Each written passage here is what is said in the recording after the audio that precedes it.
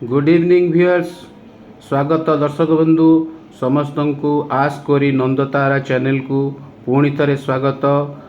गतकाली मु आपण को वीडियोटी अपलोड कर नथिबारु आपण को क्षमा चाहूँगी एवं आजिर यही वीडियोटी आमर सूचना अधिकार नियम उपरे राइट टू इनफॉरमेशन एक्ट 2005 उपरे आधारित ए वीडियो रे आपण मु आरटीआई बिल उपरे कहबी जो कि आमर फ्रीडम ऑफ एक्सप्रेशन आपण कौनसी जिस को प्रकाश करवा भाववेगर प्रकाश एवं आपणकर expression without expression everything will going to mute.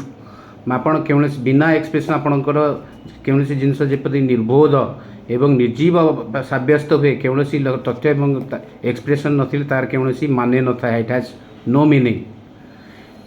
Expression of speech को संविधान 19 भाग क अनुजाई एक्सप्रेशन ऑफ स्पीच समस्त रहिबा दरकार एवं expression of speech right to expression has been provided आमर अनुच्छेद 19 क संविधान रे प्रदत्त अच्छी। एथि आमर वर्णित अच्छी जे समस्त each and every citizen having the right to have a freedom of speech and expression. आमर यही प्रदत्त निमित्त आमर गोटे पार्लियामेंट रे आरटीआई बिल गोटे पास होइतिला 15 जून 2005 रे एवं ताहा पारित होइतिला 12 अक्टोबर 2005 रे। प्रत्येक दिन प्रायतः एवरेज भाव में 4800 आरटीआई एप्लिकेशन फाइल होता है एवं मिनिमम 10 वर्ष एबे थारु 10 वर्ष मध्य कमेन्समेंट जेबे ठारु होइची मिनिमम 17,15,000 आज पर रेशियो एबे सुद्धा आरटीआई एप्लिकेशन आमर फाइल हो जाइए।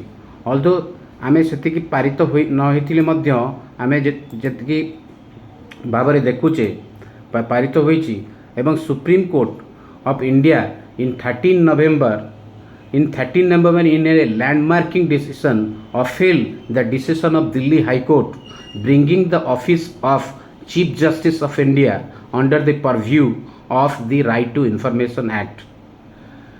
गोटे माने सबुठारु बड़ डिसीजन रे सर्वोच्च न्यायालय दिल्ली हाईकोर्ट रे एक राय को कायम रखिछन जो राय द्वारा कि चीफ जस्टिस कर ऑफिस कार्यविधि को मध्य आमर आरटीआई सूचना अधिकार आईन नियम अनुजाई परिसर मध्य परिसरभुक्त करा जाय अछि।